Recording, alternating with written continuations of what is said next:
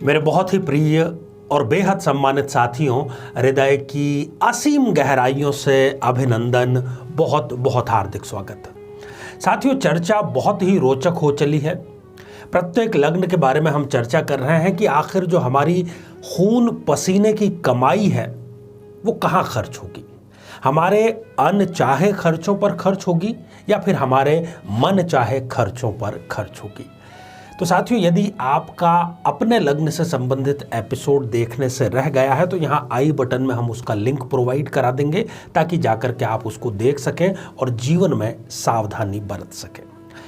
आज इस एपिसोड में हम चर्चा करेंगे धनु लग्न की जन्म पत्रिका के बारे में और साथ ही ये भी जानेंगे कि त्रिक भावों को लेकर के जो गलतफहमी है कि त्रिक भाव का स्वामी सदैव अपनी दशा अंतरदशा में गलत परिणाम ही प्रदान करेगा, ये भी एक सरासर गलत बात है। इसको भी हम जानने का प्रयास करेंगे।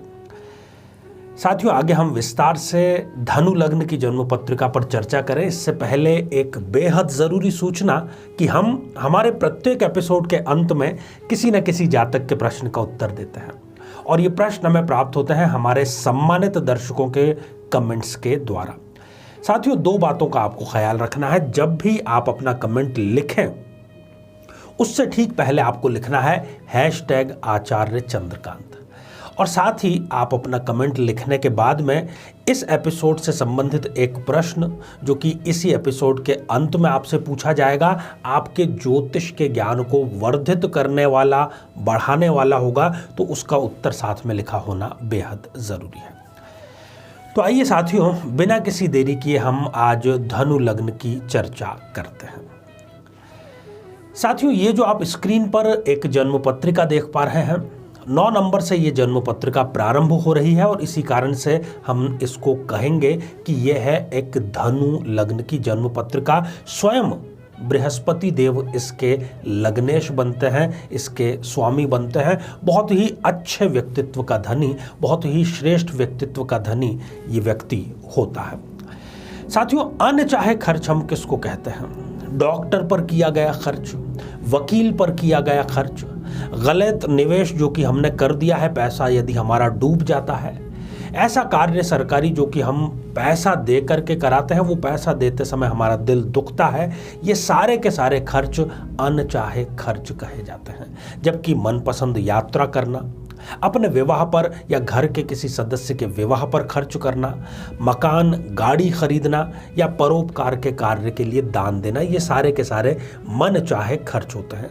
साथियों, जो भारतीय विचारधारा है, जो भारतीय सोच है, भारतीय मनीषा की जो सोच है, वो सिर्फ रिद्धि तक सीमित नहीं है कि आप सिर्फ पैसा कमा कमा के अपने पास इकट्ठा करते रहें।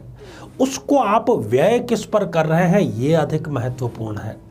तो व्यय यदि आप ठीक स्थान पर, मन चाहे शुभ स्थानों पर कर रहे हैं तो हम कहेंगे कि ये जो हमने पैसा कमाया है ये वास्तव में हमें सिद्ध हो गया है। तो आइए साथियों, हम धनु लग्न की चर्चा कर रहे थे, उस पर आ जाते हैं और सबसे पहले हम बात करेंगे छठे भाव षष्ठेश की। साथियों, इस जन्म पत्रिका में षष्ठेश बनते हैं शुक्र देव और साथ ही वो लाभेश भी हैं। छठे भाव के भी स्वामी हैं और 11वें भाव के भी स्वामी हैं। साथियों, शुक्र देव जो हैं वो बृहस्पति देव के नैसर्गिक और बहुत ही प्रबल शत्रु हैं। इसलिए स्पष्ट रूप से इस जातक के लिए शुक्र की दशा अंतरदशा अच्छी नहीं रहने वाली है। विपरीत राजयोग की स्थिति को यदि हम छोड़ दें, सामान्य दशा यदि है तो इसकी दशा अंतरदशा में यदि ये व्यापारी हैं तो इनके ऊपर अपने जो प्रतियोगी व्यापारी हैं उनके हमले बढ़ जाएंगे। ये प्रतियोगिता में टिक नहीं पाएंगे। यदि ये नौकरी पेशा हैं तो इनके स्वयं के कलीग्स ही इनकी टांग खींचने का कार्य करते हैं। और डॉक्टर पर जो खर्च किया जा रहा है वो तो नियमित रूप से हो जाएगा। भाई, हर महीने का एक बजट का हिस्सा इनको डॉक्टर पर खर्च करना ही करना है, चाहे स्वयं पर चाहे घर के किसी सदस्य पर। और बरसों की जो कमाई से बचत इन्होंने की थी वो सारी की सारी इनकी इन खर्चों में चली जाती है। और कई बार तो ये भी देखा गया है साथियों कि व्यक्ति डिप्रेशन में आके किसी न किसी प्रकार के नशे का सेवन करता है, जिससे कि उसका शरीर तो खराब होता ही है, साथ ही पैसों का भी उसका नुकसान होता है। साथियों, करने को उसके पास कुछ रह नहीं जाता। जाता हुआ शुक्र इनसे हर प्रकार का रोजगार छीन लेता है और इनके स्वयं के जो घर के बड़े सदस्य हैं, बड़े भाई बहन, वो भी इनके दुश्मन बन जाते हैं। आगे बढ़ते हैं साथियों और बात करते हैं अष्टम भाव की।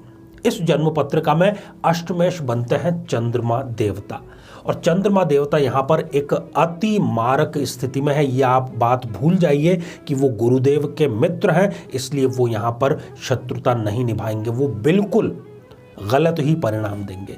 जब जब इस व्यक्ति को चंद्रमा की दशा या अंतर्दशा आएगी, इनको आतंकित कर देने वाला, सामान्य नहीं, आतंकित कर देने वाला तनाव, डिप्रेशन इनको घेर लेगा। कोर्ट में इनके व्यर्थ के खर्च नियमित रूप से होने लगेंगे, और खर्च इतनी तेजी से होंगे कि मान लीजिए कि कोई बर्तन है जिसमें टपकने के लिए तो बूंद बूंद पानी से वो भर रहा है, भरते समय उसमें एक एक पानी का बूंद जो है वो टपक रहा है, और जब खाली करने की बारी आई तो उस बर्तन को यदि आप उड़ेल देंगे तो एकदम से वो खाली हो जाएगा। कई घंटों में वो भरा था पर वो कुछ सेकंड में खाली हो जाएगा। ऐसा ही इनकी कमाई के साथ में चंद्रमा की दशा अंतर्दशा में होता है। सांत्वना सभी देंगे, कई लोग आके इनको सांत्वना देंगे, पर मदद करने को कोई भी तैयार नहीं होगा, और ऐसे व्यक्ति को तौबा कर लेनी चाहिए। राजनीति से कभी भी इनको दूर का रिश्ता भी नहीं रखना चाहिए। तो आइए साथियों आगे बढ़ते हैं और बात करते हैं अंतिम त्रिक भाव व्यय भाव की। साथियों, इस जन्म पत्रिका में व्यय भाव के और पंचम भाव के स्वामी मंगल देव बन जाते हैं। अब हमने देखा कि छठे भाव का स्वामी इनके लिए खराब है, अष्टम भाव का स्वामी इनके लिए खराब है, परंतु व्ययेश 12th हाउस का लॉर्ड मंगल इनके लिए शुभ कारक है, योग कारक है। क्योंकि वो यहां पर एक त्रिकोण का अर्थात पंचम भाव का भी स्वामी बन जाता है। तो मंगल की दशा अंतर्दशा में इनकी विदेश यात्राएं होगी, और एक नहीं कई बार होगी। ऐसा पैसा जो कि ये भूल चुके थे कि अब तो वापस नहीं आना है, वहां से भी इनका वो पैसा वसूल हो जाएगा। देश सेवा का जज्बा इन लोगों में जबरदस्त होता है, और मंगल की दशा अंतर्दशा में ये देश के लिए समय भी देते हैं, श्रम भी देते हैं, और किसी न किसी प्रकार से देश सेवा से जुड़ते अवश्य हैं। और इसके अतिरिक्त धार्मिक दान पुण्य भी ये नियमित रूप से करते रहते हैं। सरकार से किसी न किसी प्रकार का लाभ इनको जरूर मिलता है। यदि ये सरकारी नौकरी में है तो मंगल इनको आते ही प्रमोशन जरूर देता है। अपने संतान पर ये खर्च करते हैं, उसकी उच्च शिक्षा पर, और संतान इनकी संस्कारित होती है और उस खर्च को ये वसूल अवश्य करते हैं, अर्थात वो भी किसी न किसी पद को प्राप्त करता है। यदि ये प्रेम में पड़ जाते हैं तो प्रेम पर भी ये खर्च करते हैं, और उस प्रेम का संभावना बहुत अधिक होती है कि वो शादी में तब्दील हो जाए। साथियों, इन सब बातों के साथ में एक बात आपको ज़रूर ध्यान रखनी चाहिए कि जो भी त्रिक भाव का लॉर्ड है, यदि वो 0 डिग्री का है, यदि वो 28 या 29 जैसी अंतिम डिग्रियों का है, तब वो बलहीन हो गया है और फिर वो प्रभाव नहीं दे पाएगा। तो धनु लग्न की जन्म पत्रिका में हमने क्या जाना कि व्ययेश मंगल हमेशा इनके लिए अच्छा परिणाम प्रदान करेंगे, और एक सिंपल सा सिद्धांत यह है कि त्रिक भाव का स्वामी यदि लग्नेश हो या किसी न किसी प्रकार से त्रिकोण का अधिपति हो, तब फिर वो शुभ ही परिणाम प्रदान करता है। तो श्रृंखला साथियों हमारी जारी है, आप आगे भी हमारे साथ बने रहिएगा।